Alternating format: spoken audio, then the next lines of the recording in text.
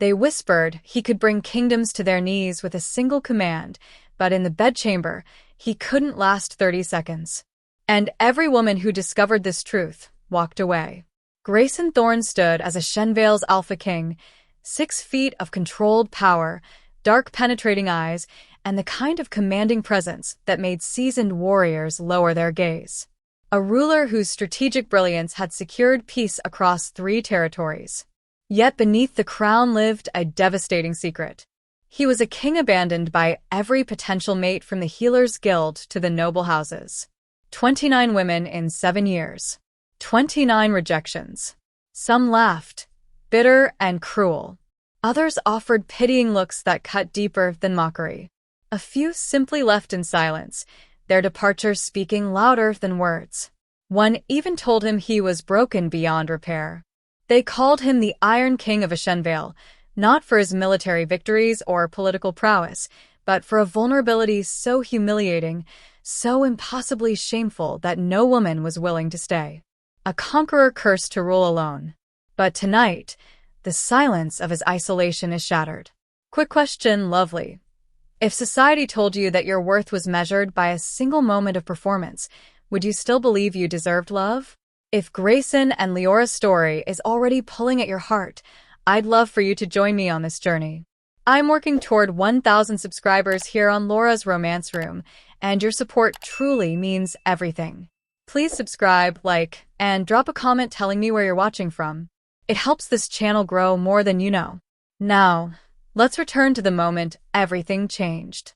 The palace of Ashenvale gleamed under the silver light of a waning moon, its stone corridors quiet save for the distant echo of guards' changing shifts. In the East Wing, where wounded soldiers from the border skirmishes recovered under the care of visiting healers, one small figure moved through the darkness with quiet determination.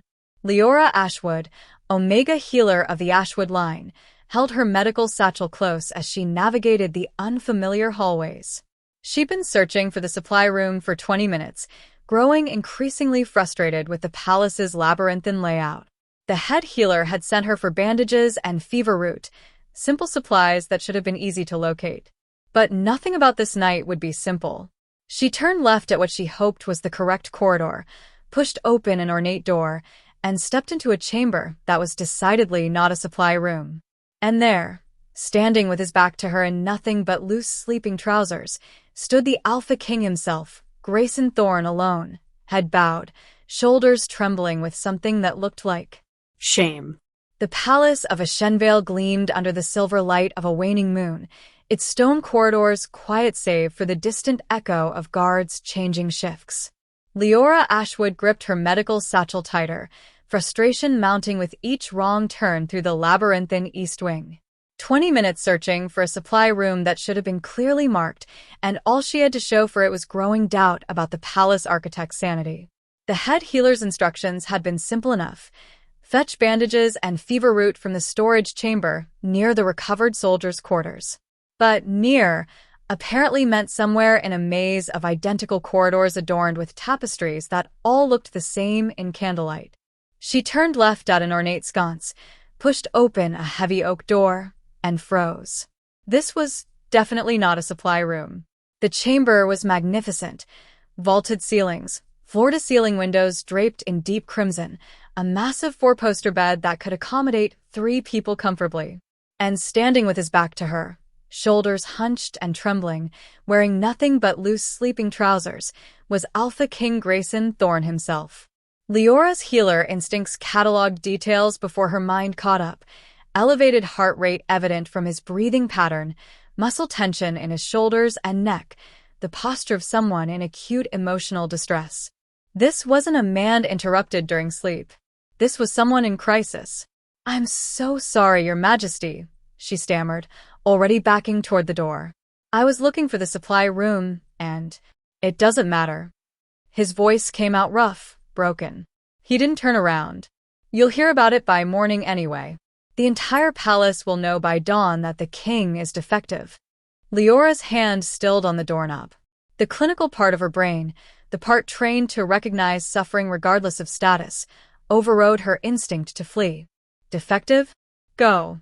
The command lacked conviction. Before you're associated with the broken alpha who can't even, his voice cracked. Just go. She should have left. Protocol demanded it. Common sense screamed it. But Leora had spent 5 years learning to read pain in all its forms, and what she heard in Grayson's voice wasn't anger or dismissal. It was shame so profound it had a physical weight to it. She closed the door quietly and set down her satchel. What happened? I said leave. Still, he wouldn't face her. I'm a healer, Leora said firmly, moving closer but maintaining respectful distance. And you're clearly in distress. So tell me what happened, or I'll wake the palace physician and have them examine you for injury. Grayson's bitter laugh echoed through the chamber. There's no injury a physician can fix.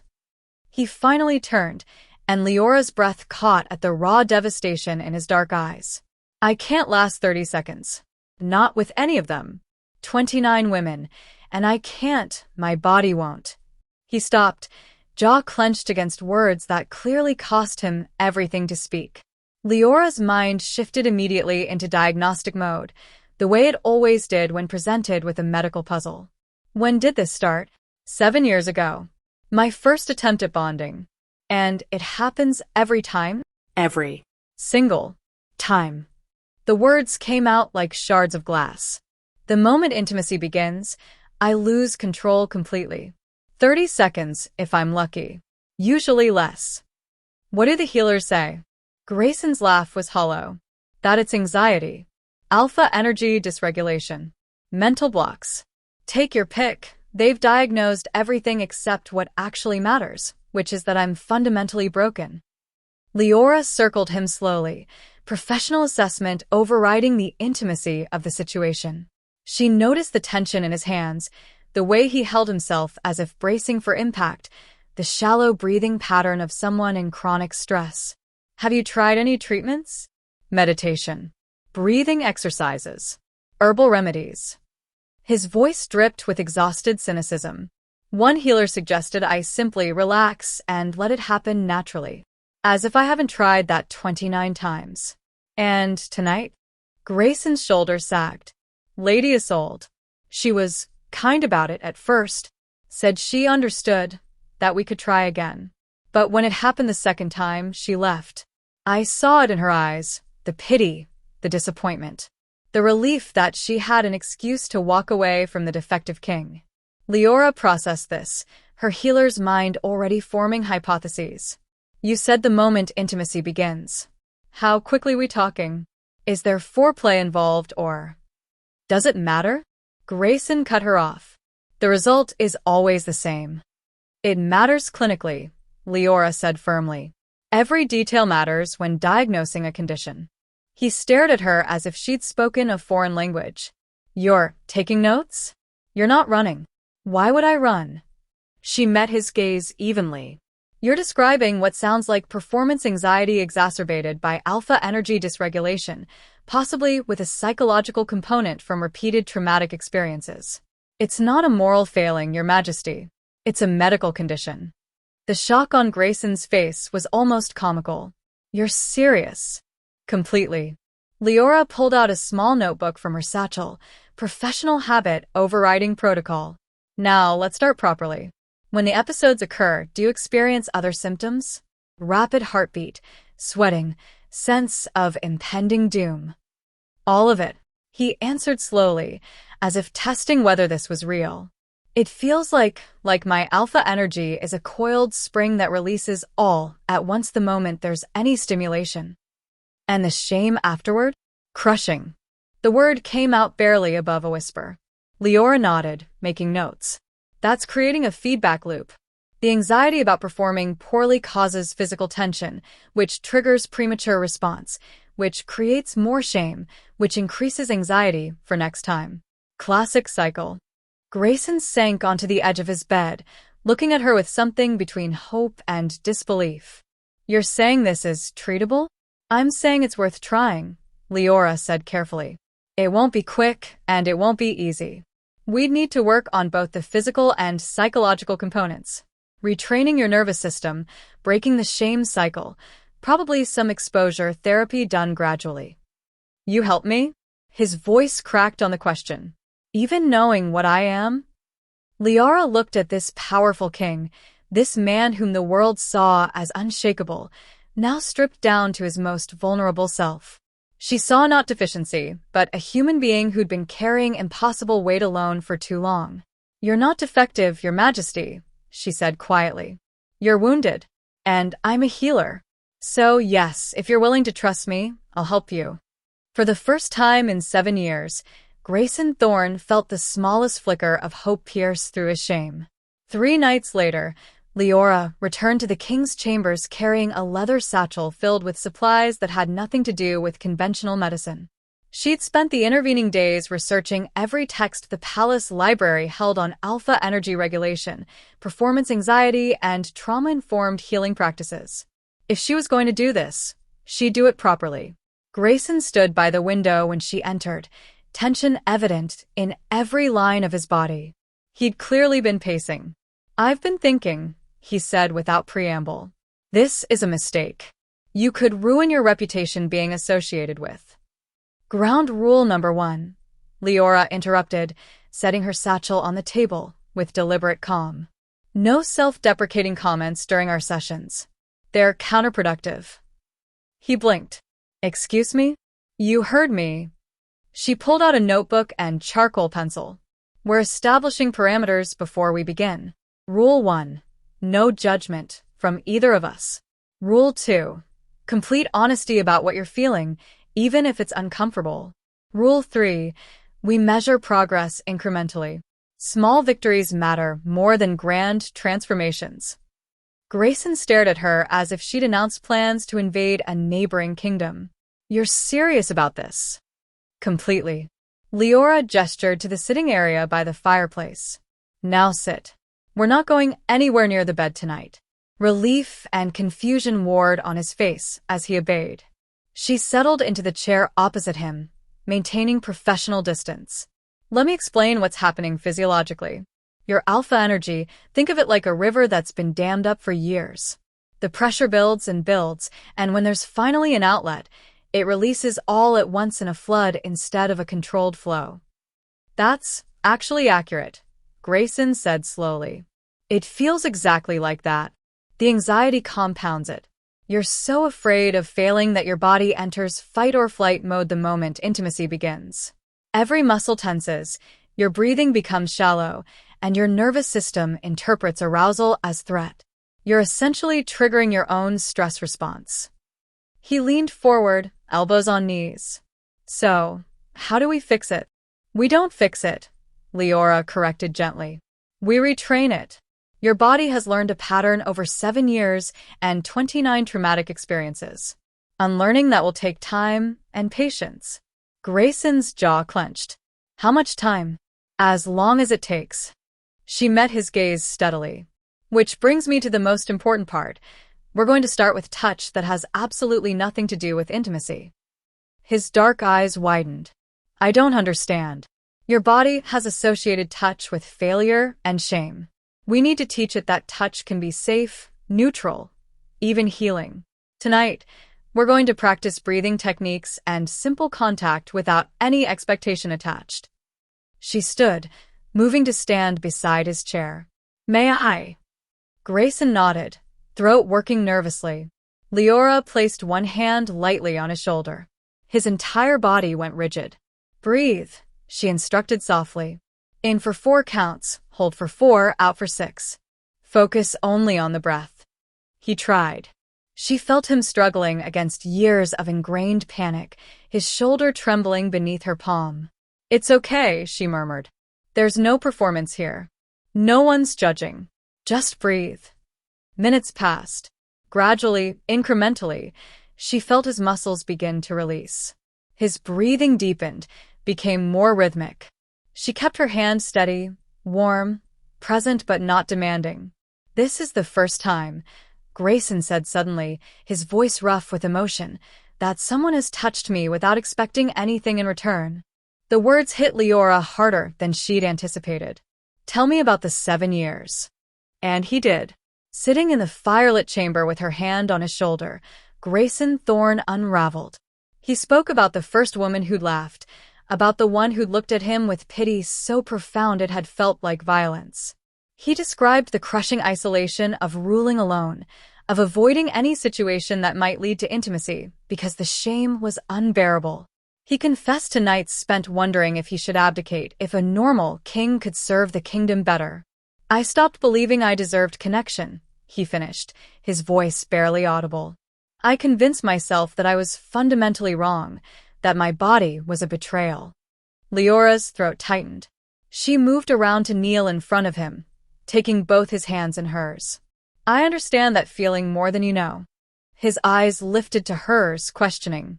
"I've been an Omega healer for 5 years," she said quietly. "Do you know how many times I've been told that my healing gifts are wasted on someone of my designation? That I should be focused on bonding and breeding, not medicine? I've had alphas proposition me mid-diagnosis, assuming my Omega nature meant I was available.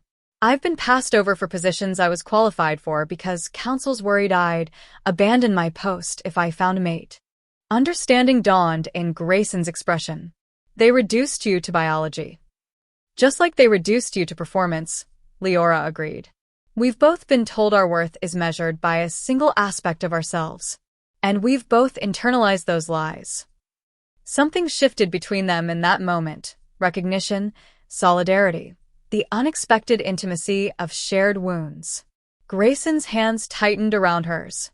"Thank you," he whispered, "for staying, for seeing me as more than my failure."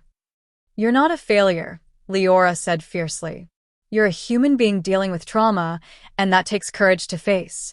They sat like that as the fire burned low, two people who'd been carrying impossible weight finding unexpected relief in being truly seen. When Leora finally guided him through meditation exercises, Grayson's breathing came easier, his body no longer fighting itself. "Lie down," she instructed gently when exhaustion began pulling at him. "We're done for tonight." He obeyed without argument, settling onto the bed fully clothed. Leora pulled a blanket over him, noting with clinical satisfaction how his eyes were already drooping. "You're staying," he murmured. "Just until you sleep." She settled into the chair beside the bed. Someone should witness this victory. "What victory?" His words slurred with approaching sleep. "You let yourself be vulnerable and survived it," Leora said softly. "That's everything." For the first time in 7 years, Alpha King Grayson Thorne fell asleep without shame gnawing at his chest, without the crushing weight of inadequacy suffocating him. And as Leora watched his breathing even out into peaceful rest, she realized she was witnessing something precious, a powerful man learning he didn't have to be invincible to be worthy of care. For weeks into treatment, the palace began to notice something remarkable. Their king was smiling. Not the diplomatic smile he offered during council meetings, but genuine warmth that reached his eyes. He paused to speak with servants in the corridors. He laughed at his advisors' terrible jokes during morning briefings. The change was subtle but unmistakable, like watching winter thaw into spring. "His Majesty seems lighter," the head cook remarked to Leora one afternoon as she prepared their lunch tray. The sessions had evolved beyond clinical exercises into something neither of them had anticipated: genuine companionship. Leora found Grayson in his private study, bent over correspondence with reading glasses perched on his nose. The sight made her smile. He looked less like the intimidating Alpha King, and more like a man simply doing his work. "You're early," he said without looking up, though his mouth curved. "And you're bringing food, which means you're about to lecture me about eating regularly." "Someone has to." She set the tray down, noting the dark circles under his eyes were finally fading. "You've been sleeping better." 4 hours straight last night. He removed his glasses, rubbing the bridge of his nose. "I'd forgotten what that felt like." They ate together as they had every day for the past 2 weeks, conversation flowing easily between bites.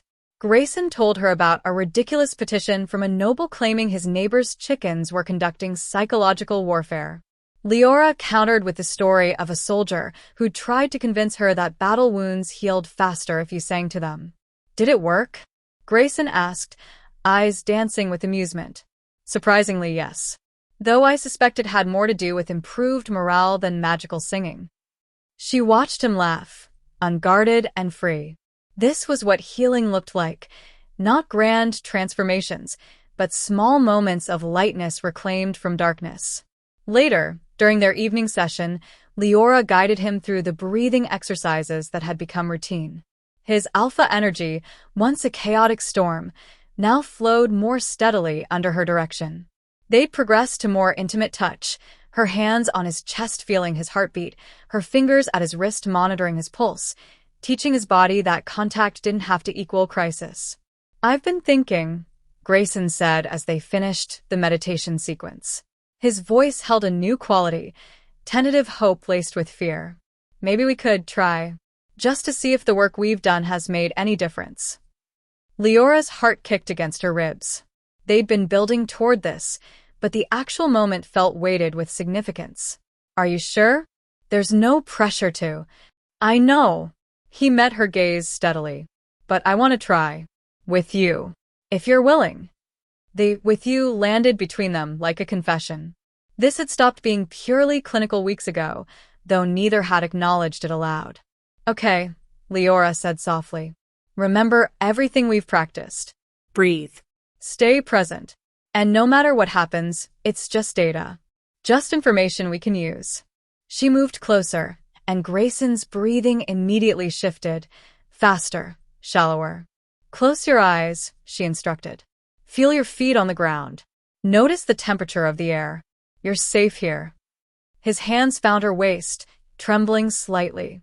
Leora placed her palms against his chest, feeling his heart thundering. "In for 4, she murmured. "Hold for 4.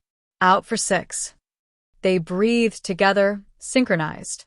She felt the moment his fear began loosening its grip, when presence replaced panic. When he kissed her, it was gentle, questioning. She answered by leaning in, keeping her own breathing steady, modeling the calm his nervous system needed. Seconds passed. 10, 20, 30. Grayson's hands tightened on her waist, but he kept breathing. 40 seconds. 50. Leora felt his body responding, but also felt something different: control, awareness, presence instead of blind panic. 60 seconds. 70. When he finally lost control at 90 seconds, pulling back with a gasp, his expression wasn't devastation. It was wonder. His voice broke. 90 seconds. That was progress. Leora finished firmly, cupping his face in her hands. That was incredible progress, Grayson. 3 times longer than you've managed in 7 years. But it's still not. Stop. She pressed her thumb gently against his lips. 90 seconds means the retraining is working.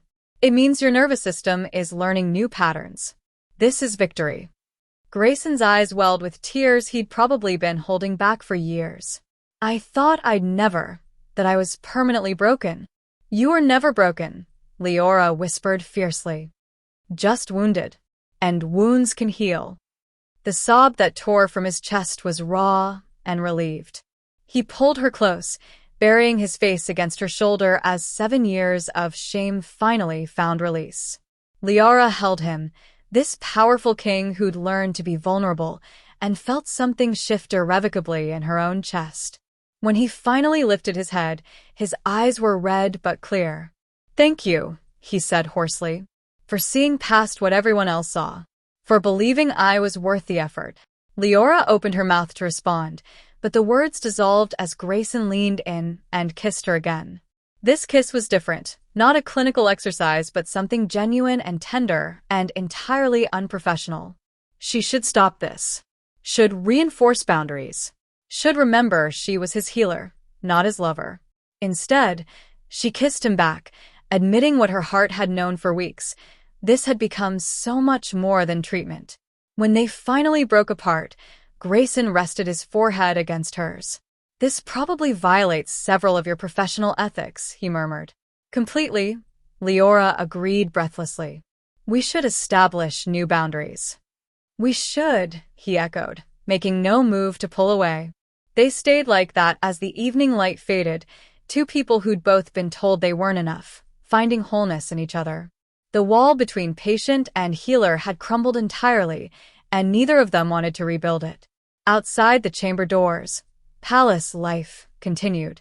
But inside, something precious had taken root, the kind of connection that grows not from perfection, but from choosing to be imperfect together. The palace gardens at twilight had become their sanctuary. Away from prying eyes and the weight of crowns and titles, they were simply Grayson and Leora. Two people learning that healing sometimes looked like laughter over wine and shared silence beneath jasmine vines. "There's something I need to tell you," Grayson said, his fingers tracing absent patterns on her hand where it rested between them on the stone bench. 6 weeks had passed since their first breakthrough, and the sessions had evolved into something neither could pretend was purely medicinal. Leora's heart stuttered. "What is it?" "I'm falling in love with you." The words came out steady, certain. "I know the timing is complicated and the circumstances are unconventional, but I needed you to know. You've given me back pieces of myself I thought were lost forever, and somewhere in that process, you became the most important person in my world." The confession hung in the air between them, beautiful and terrifying. Leora felt tears prick her eyes. "Grayson." "You don't have to say it back," he continued quickly. "I just needed you to know that what I feel isn't gratitude or transference or anything clinical. It's real." "I know it's real," Leora whispered, "because I feel it too. But that's what scares me." She pulled her hand back, wrapping her arms around herself. "What if I've taken advantage of your vulnerability? What if I've crossed lines that should never be crossed between healer and patient?" Grayson shifted to face her fully. "Do you think I'm so fragile that I can't know my own heart?" "That's not what I meant." "Then what?" His voice gentled. "Leora, you've spent weeks teaching me that shame is a liar. Don't let it lie to you now about what we have." She looked at him, truly looked, and saw not a patient dependent on her care, but a man who'd chosen her with clear eyes and an open heart. Still, doubt gnawed. "The power dynamic is complicated, yes. But you've never used that power. Every step we've taken, you've given me choice. You've let me set the pace." He reached for her hand again. "Come with me.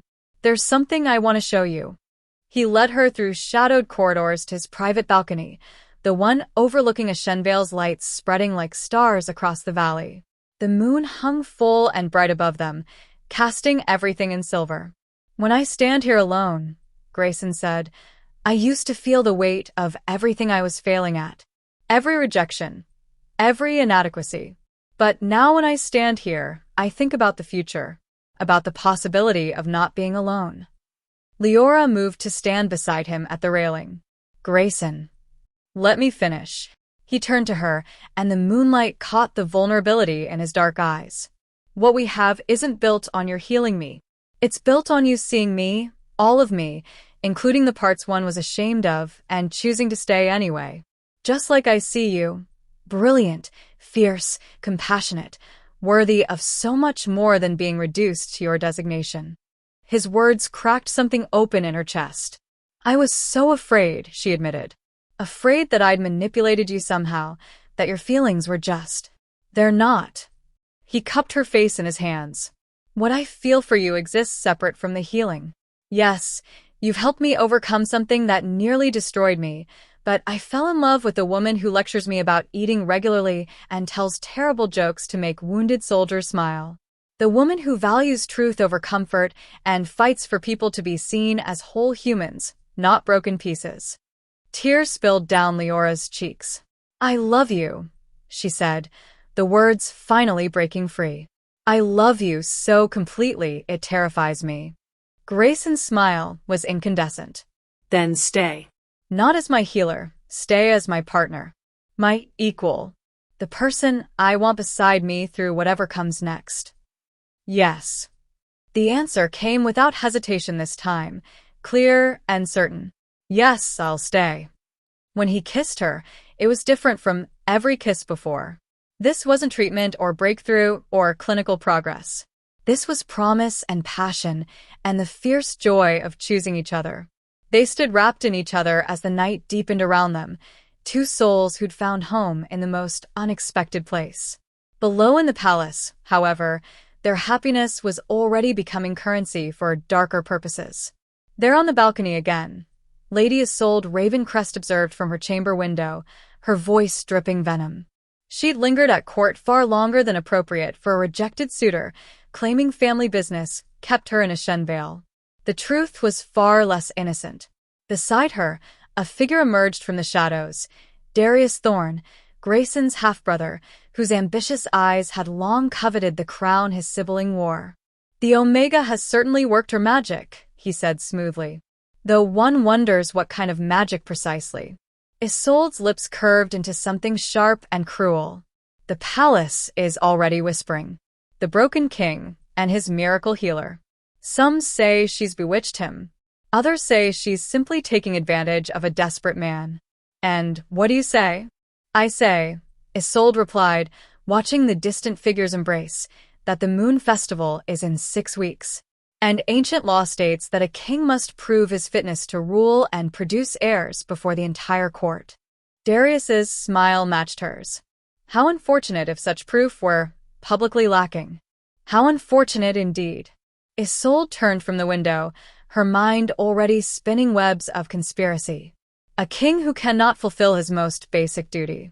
A scheming Omega who's wormed her way into his confidence. The council would have no choice but to call for abdication. "And when my dear brother steps down in shame," Darius finished, "someone will need to restore order. Someone strong. Someone without such embarrassing deficiencies." They sealed their conspiracy with poisoned smiles, neither seeing the small serving girl in the corridor who'd heard every word. The girl hurried away on silent feet, clutching the knowledge like a weapon she didn't yet know how to wield. On the balcony, blissfully unaware of the shadows gathering, Grayson and Leora held each other beneath the stars. They'd fought so hard for this moment of peace, this fragile happiness built from vulnerability and trust. Neither knew that in just 6 weeks, they'd be fighting for far more than their love. They'd be fighting for everything they'd built together, and for the very throne itself. The palace transformed overnight in preparation for the Moon Festival. Silver banners unfurled from every balcony, torches lined the courtyards, and servants bustled with the organized chaos of an event that would draw nobles from across 3 territories. Leora watched the preparations with growing unease she couldn't quite name. "It's tradition," Grayson had explained that morning before the emergency council summons pulled him away.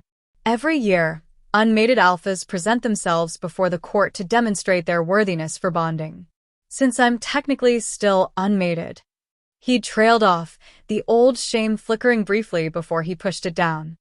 "The council expects me to participate. But we're together," Leora had protested. "Not officially bonded.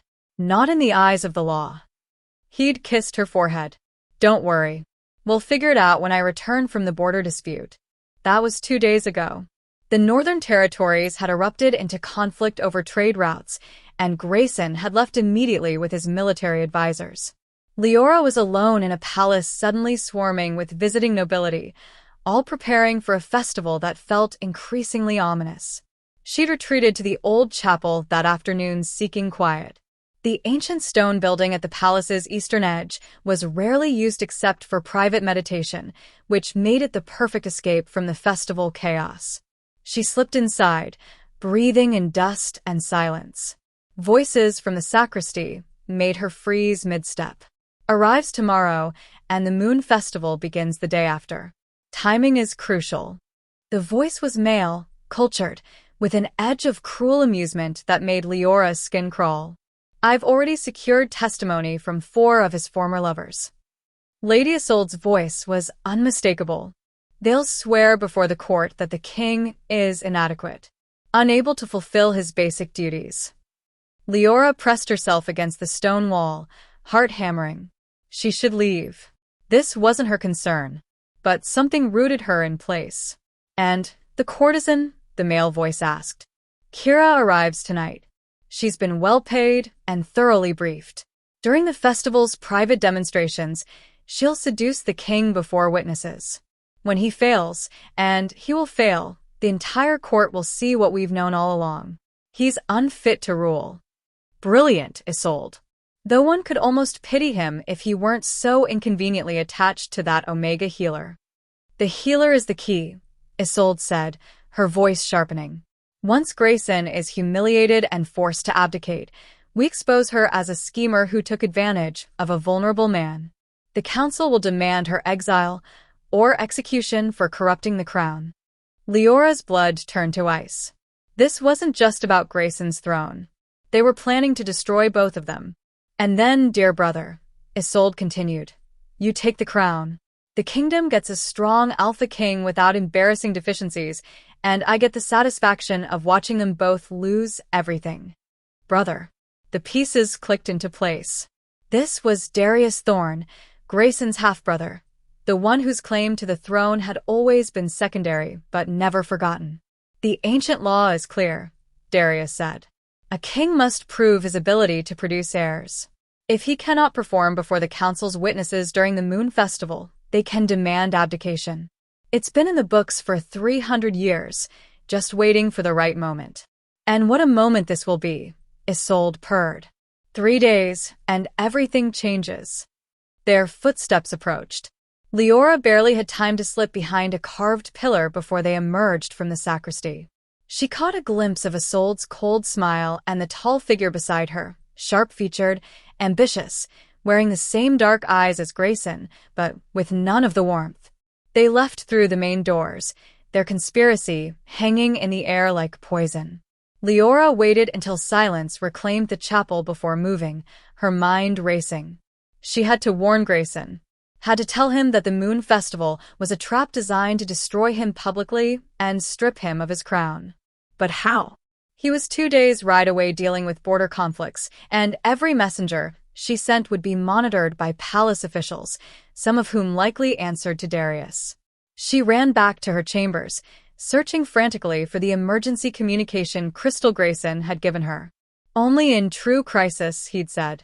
Her hands shook as she activated it, pouring her alpha energy into the device. Nothing. The crystal remained dark and lifeless. Looking for this? A palace guard appeared in her doorway holding an identical crystal. Found it in the courier's office. Seems to have malfunctioned. Terrible timing, with the festival and all. The knowing look in his eyes told Leora everything. They'd planned for this. Cut off communication. Isolated her. Made sure she couldn't warn Grayson before he walked into their trap. When does the king return? She asked, fighting to keep her voice steady. Tomorrow evening, my lady. Just in time for the festival's opening ceremonies. The guard's smile didn't reach his eyes. Will there be anything else? No. Thank you. Leora closed the door with trembling hands. Tomorrow evening. The festival began the following morning. That gave her less than 2 days to figure out how to warn Grayson about a conspiracy that had been meticulously planned to destroy them both. No communication crystals. No trusted messengers. No time. She sank onto her bed, mind churning through impossible options. Outside her window, the palace continued its festival preparations, hanging decorations for a celebration that would become an execution. Unless she found a way to stop it. 3 days. That's all they had before Darius and Isolde's plan came to fruition. 3 days before everything Grayson had fought so hard to overcome would be weaponized against him in the cruelest possible way. 3 days to save the man she loved from a trap designed by the people who should have protected him. Leora stood, resolve hardening into steel. She might not have communication crystals or trusted messengers, but she had something more important, the truth and the willingness to fight for it. If they wanted to destroy Grayson through shame and ancient laws, she'd meet them with evidence and modern courage. The battle for Ashenvale's throne had begun, and Leora Ashwood refused to let them win without a fight. Grayson returned to Ashenvale as the sun dipped below the horizon, exhausted from 3 days of diplomatic negotiations that had prevented war but solved nothing permanently. The moment his horse entered the palace gates, he knew something was wrong. Silver banners hung everywhere, torches blazed in patterns he recognized with sinking dread, and nobles in formal attire crowded the courtyards. The Moon Festival. He'd completely forgotten. Leora met him in his chambers before he'd even removed his travel cloak. One look at her face told him this wasn't a welcome home reunion. "We need to talk," she said, closing the door firmly behind her. Now. 20 minutes later, Grayson stood at his window, knuckles white against the stone sill, as Leora's words echoed in his head. Conspiracy, public humiliation, ancient laws, abdication. His half-brother orchestrating his destruction with surgical precision. "I won't do it," he said finally, his voice hollow. "I'll refuse to participate. Claim illness. Something." "That's exactly what they want," Leora pressed. "Darius has already spread rumors that you're avoiding the festival out of shame. If you don't participate, the council will see it as confirmation of your unfitness. Then I'll abdicate." The words tasted like ash. "Step down before they can force it. At least I'd keep some dignity. And hand the kingdom to a tyrant?" Leora's voice sharpened. "Grayson, I've read Darius's proposed legislation. The moment he takes power, he'll reinstate Omega subjugation laws that were abolished 50 years ago. Mandatory bonding assignments. Removal of property rights. Legal ownership." Her voice cracked. "I'll lose everything. My position, my autonomy, my freedom. And so will every other Omega in Ashenvale." The weight of it crashed over him. This wasn't just about his shame anymore. His personal failure would have consequences that rippled across thousands of lives. "I can't do what they're asking," he said desperately. "Stand before the court and prove I can perform? Leora, we both know I'll fail. 90 seconds under the best possible circumstances with you. But in front of witnesses, under pressure, knowing they're waiting for me to humiliate myself." He turned to face her, and the devastation in his eyes was absolute. "I'll last 30 seconds if I'm lucky, and they'll have exactly what they need to destroy me." "Then we expose the conspiracy first," Leora argued. "Present evidence of their plot." "What evidence?" "Your word against a council member and a scorned noblewoman." Grayson's laugh was bitter. "They'll say you're lying to protect your position. That you've manipulated a vulnerable king for your own gain. Everything they're already whispering. So we do nothing? We just let them win." "We let them win," Grayson said quietly, "because I'm exactly what they say I am. Defective. Inadequate. Unfit." The old shame poured out of him, like poison. Maybe Darius is right. Maybe Ashenvale deserves a king who isn't broken. "Don't you dare." Leora's voice cut like a blade. "Don't you dare reduce yourself to their lies after everything we've accomplished." Accomplished? The word exploded from him. "Leora, I lasted 90 seconds. 90. That's not cured. That's not fixed. That's still a pathetic failure compared to any normal alpha." "There is no normal." She stepped forward, fury and heartbreak warring in her expression. "You've built this prison in your mind where worth is measured in seconds, and anything less than perfection is failure. But that's not reality. That's shame talking, and I'm done listening to it." "You should be done with all of this," Grayson shot back. "You should be with someone who doesn't put you at risk just by existing. Someone who can actually—" "Finish that sentence and I walk out that door right now," Leora interrupted, her voice deadly quiet. "If you tell me one more time that I deserve better, as if you get to decide what I deserve instead of letting me choose for myself." Grayson's throat worked. "You deserve someone who isn't defective." Leora moved so fast he barely registered it before her hand cracked across his face. The slap wasn't hard, but the shock of it stopped him cold. "Listen to me very carefully," she said, voice shaking with emotion. "Your worth is not measured in seconds. Not 30, not 90, not 300. You are not the sum of one physical function. You're a brilliant strategist who prevented war. You're a compassionate ruler who remembers servants' names. You're a man who learned to be vulnerable when everything in you screamed to hide. That's who you are." Tears streamed down her face now, matching the ones on his. "And I love you. Not the fantasy version who performs perfectly. Not the king without flaws. I love you, messy and wounded and still healing. And if you push me away because you've decided I can't handle choosing you with clear eyes, then you're not protecting me. You're just repeating the same pattern that's kept you isolated for 7 years." The word shattered something in Grayson's chest. He collapsed onto the edge of his bed, head in his hands, and let the truth of what she'd said sink in.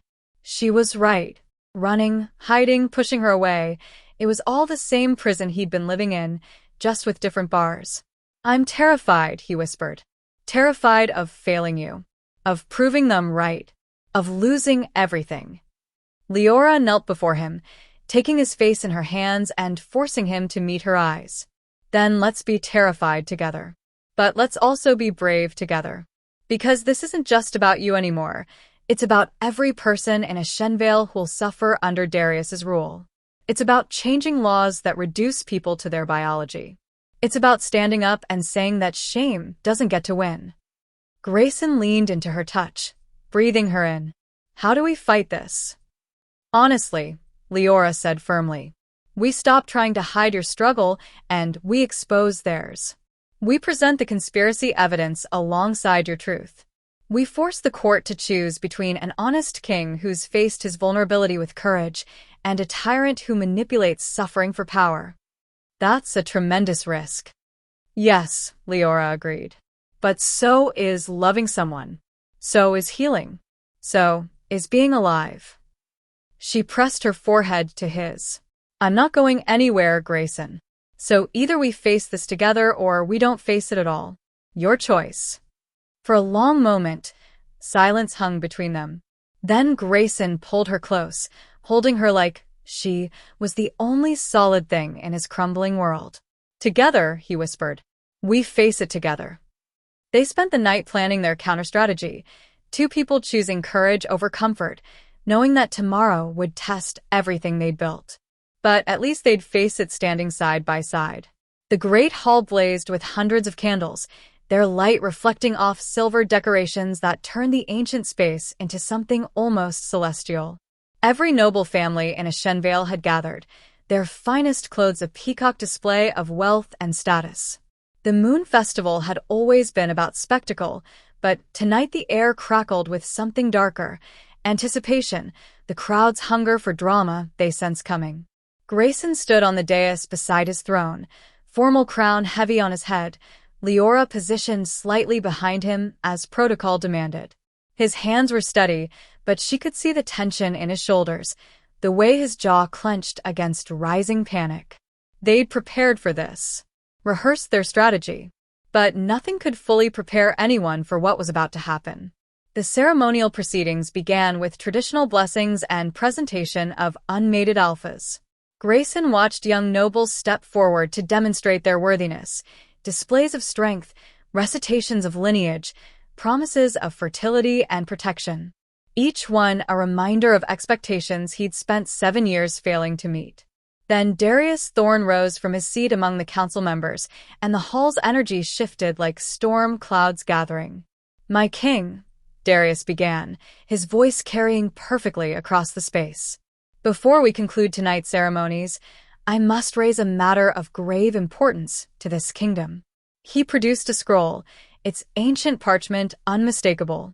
"I invoke the law of succession, Article 12, which states that any ruling monarch must demonstrate fitness to produce heirs and maintain the royal bloodline." Murmurs rippled through the crowd. Council members leaned forward. Grayson felt Leora's hand briefly touch his back, grounding, reminding him to breathe. "This law hasn't been invoked in 3 centuries, one elder council member protested. "Because it hasn't been necessary," Darius countered smoothly. "But I present evidence that our current king is unable to fulfill this most basic requirement of rulership." He gestured, and 4 women stepped forward from the crowd. Grayson recognized 3 of them, former lovers whose faces still haunted his nightmares. The 4th was a stranger, likely the fabricated testimony Leora had warned about. One by one, they spoke. Some with genuine pity, describing his condition in clinical terms that made it sound like disease. Others with barely concealed mockery, recounting his failures with cruel precision.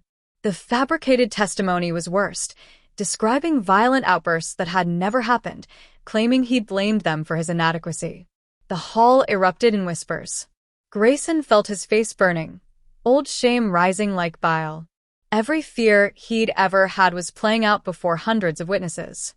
Furthermore, Darius continued, I present Lady Isolde Ravencrest, who can speak to the king's most recent difficulties. Isolde glided forward, her performance perfectly calculated. I attempted to bond with His Majesty 6 weeks ago, she said, voice dripping false sympathy. Despite my patience and understanding, he proved unable to complete the act. I fear his condition has only worsened with time. This is outrageous, the High Chancellor protested. The king's private matters are the kingdom's business when they affect succession, Darius interrupted. Article 12 is clear. The king must submit to witness demonstration of capability or abdicate for the good of Ashenvale. The hall exploded into chaos. Nobles shouting, council members arguing, the crowd pressing closer to witness the spectacle. Grayson stood frozen at the center of it all, drowning in shame that felt physical, suffocating. Leora's voice cut through his panic, barely a whisper meant only for him. You're stronger than this. Show them. Grayson looked at her, at this woman who'd seen his worst and chosen him anyway. Then he looked out at his kingdom, at the people whose lives would be destroyed if Darius took power. He thought about the Omegas who would lose their freedom, the precedent this would set about measuring human worth by physical performance. He stepped forward, and something in his movement commanded silence. The Alpha King's presence, the one thing he'd never lost even in his darkest moments, filled the hall with weight that demanded attention. You want truth? Grayson's voice rang clear and steady. I'll give it to you. Everything my half-brother says is accurate. I have struggled with performance anxiety for 7 years. 29 women have rejected me. I have felt shame so crushing I considered ending my own life rather than face it. Shocked silence. No one had expected confession. I believed I was defective, broken beyond repair, unworthy of love or respect because I couldn't perform one physical act according to arbitrary standards. His gaze swept the hall, landing on faces he'd known his entire life. But here's what I learned. That shame was a lie. A lie built on toxic expectations that reduce human beings to single functions, that measure worth in seconds and performance rather than character, courage, or compassion. He turned, finding Leora's eyes. I found a healer who saw past my struggle to the person beneath, who taught me that vulnerability isn't weakness, it's the deepest form of strength. That healing takes time, patience, and the courage to face what you're most afraid of. His voice strengthened. I have made tremendous progress in my healing. But even if I hadn't, even if I never fixed what society deemed broken, I would still be worthy of this crown.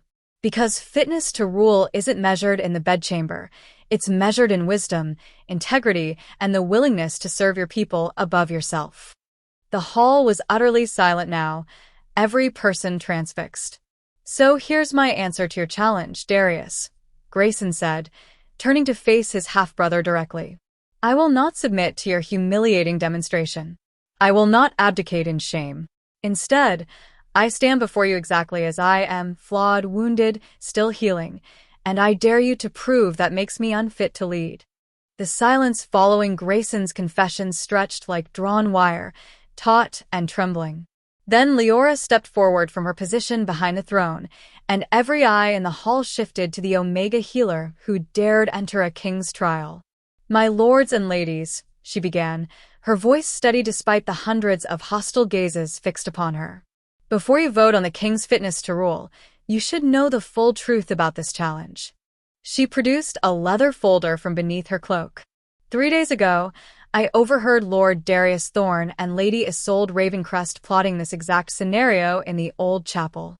Darius's face remained impassive, but Isolde's eyes flashed with something dangerous. Lies from a scheming Omega who's bewitched. I have letters, Leora interrupted, holding up parchment bearing unmistakable seals.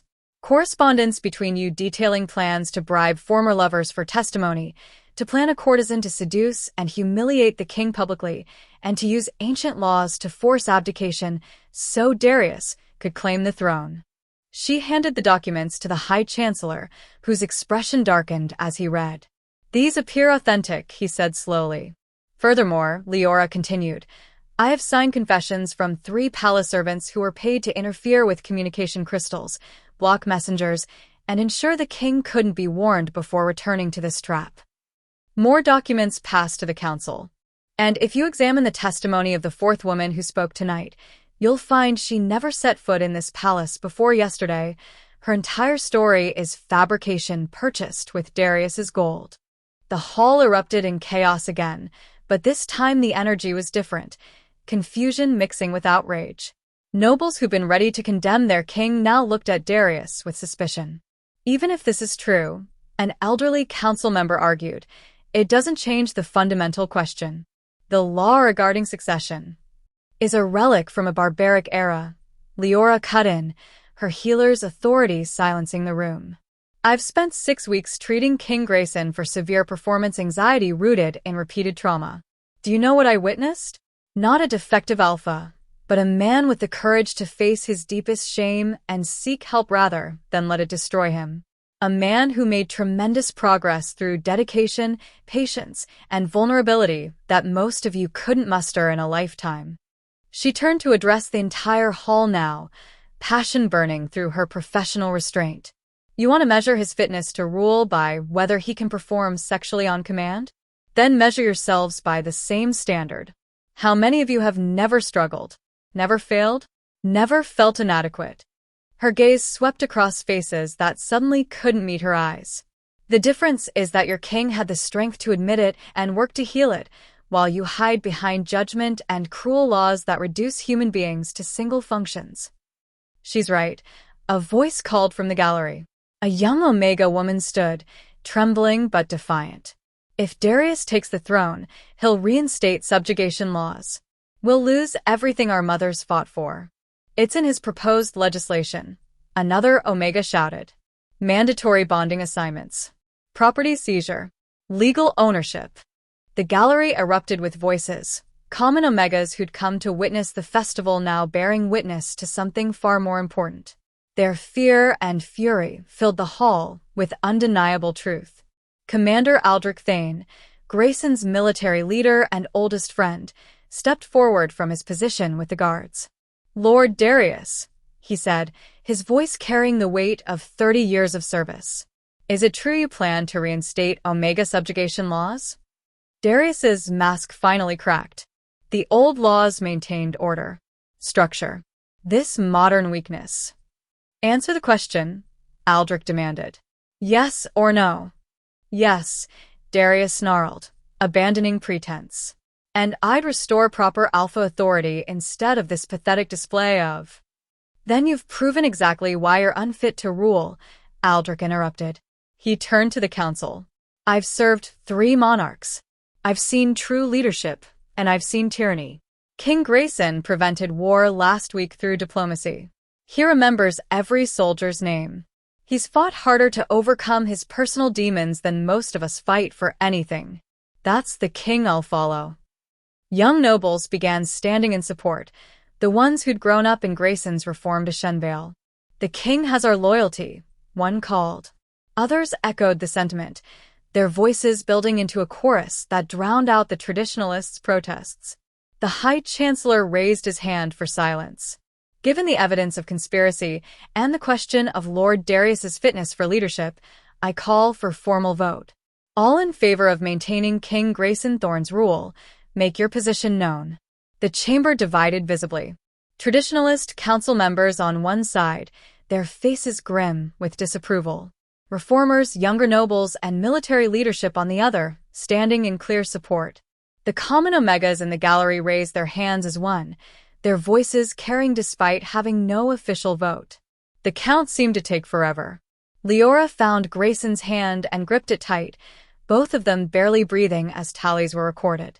18 for abdication, the Chancellor announced. 22 for the king's continued rule.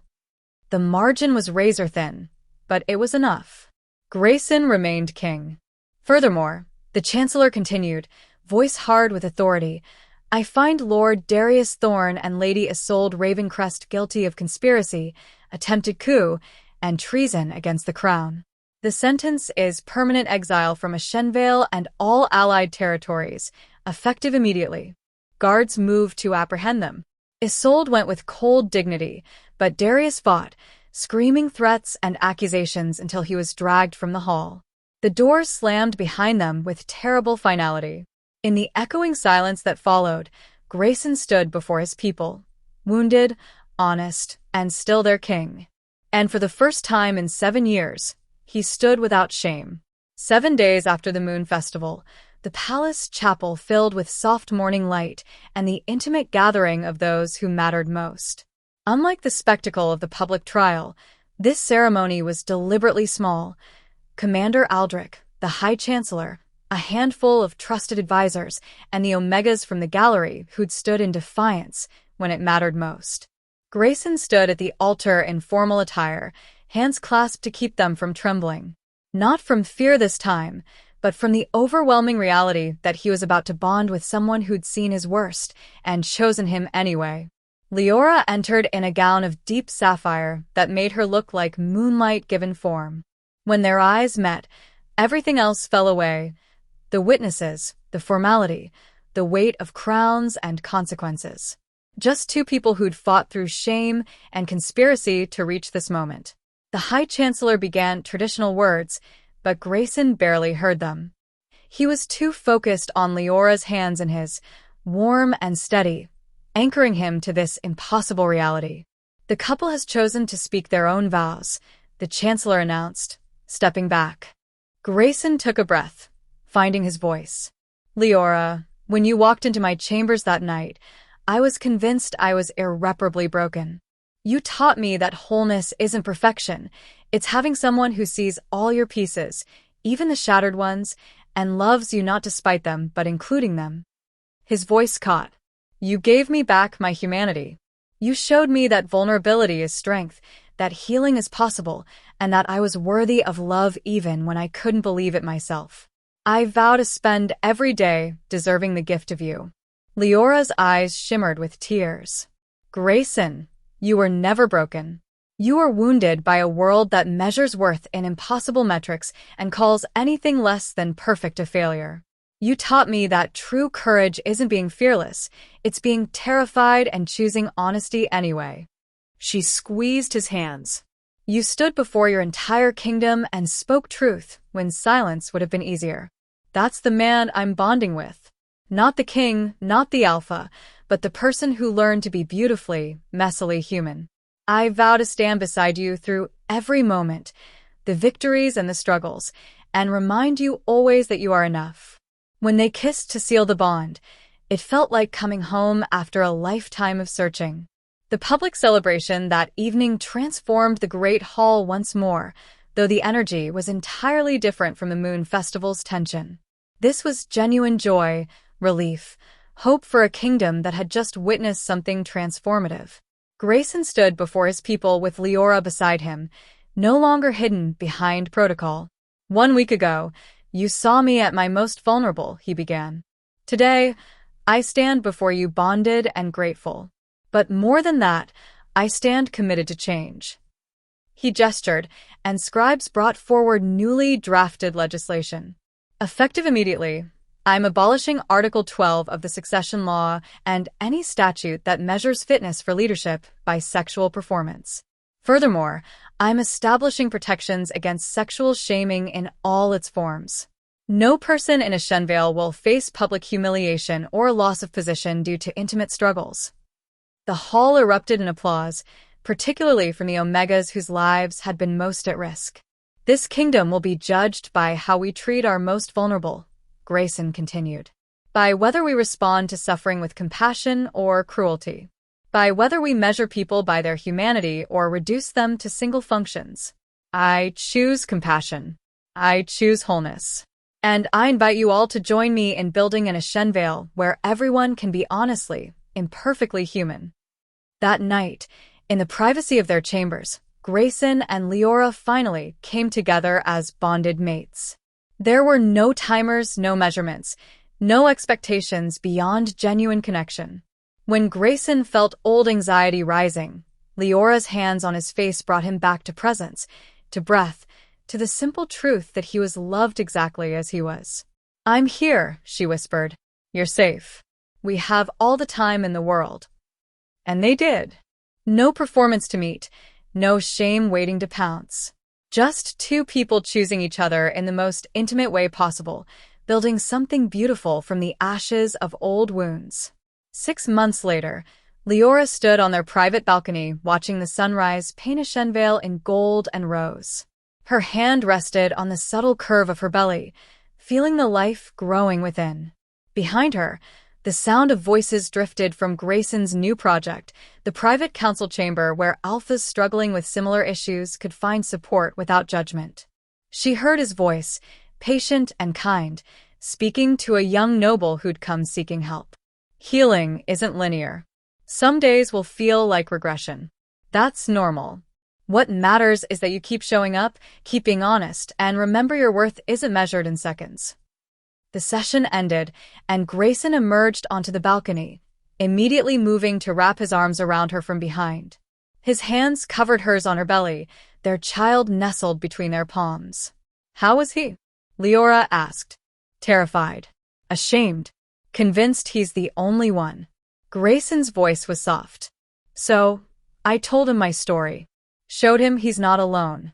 That's something, isn't it?" "It's everything," Leora corrected, leaning back into his warmth. They stood in comfortable silence, watching their kingdom wake. Grayson had spent the past months not just healing himself, but creating space for others to heal. Teaching young alphas that healthy masculinity included emotional honesty, that strength meant admitting weakness, that leadership required vulnerability. "I never thought I'd have this," Grayson murmured against her hair. "Peace. Partnership. A future." His arms tightened around her. "Thank you for staying." Leora turned in his embrace, cupping his face and seeing the man who'd learned to shed his shame like old armor. "Thank you for being brave enough to let me." Their kiss was soft and certain, flavored with morning light and promises kept. Below them, a Shenvale stretched in endless possibility, a kingdom learning that wholeness mattered more than perfection, that compassion healed what cruelty destroyed, and that the measure of a person had nothing to do with arbitrary standards and everything to do with the courage to be authentically, vulnerably human. They'd fought for this peace. They'd bled for this truth. And now they stood together, completely free from shame, building a future where no one would have to fight so hard just to believe they deserved love.